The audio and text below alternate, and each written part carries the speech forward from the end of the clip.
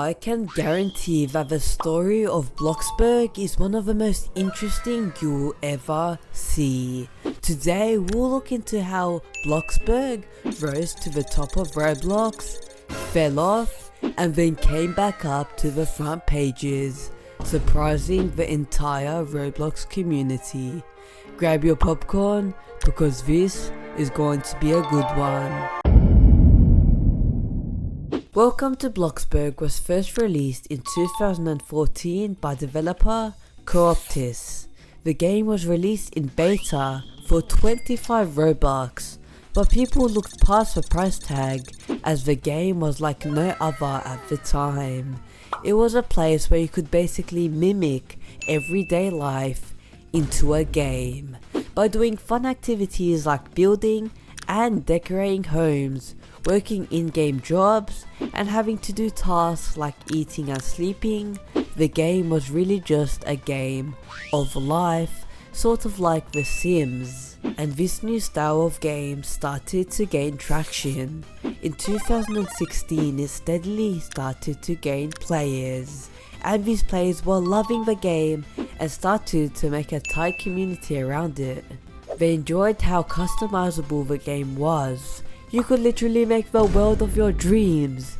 People loved making houses, and Bloxburg even became a sort of second life for a lot of these players.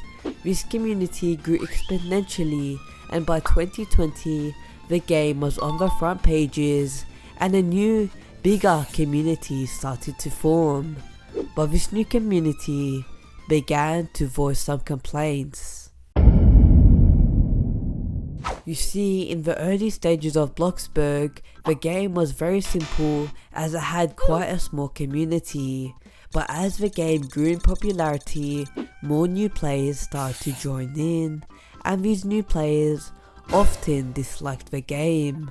On Reddit, people often discussed the learning curve and monetization were unfriendly for newer players that were a part of the original small community.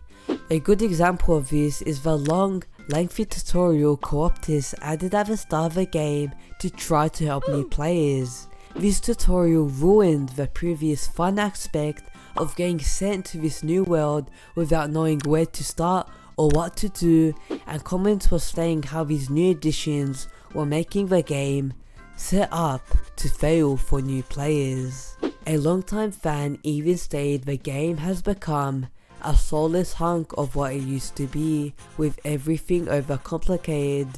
This meant new players came into the game and got bored quickly because of the complicated new updates, but then old players got annoyed about these new updates as it changed the game they loved so much. Cooptis wasn't helping anyone.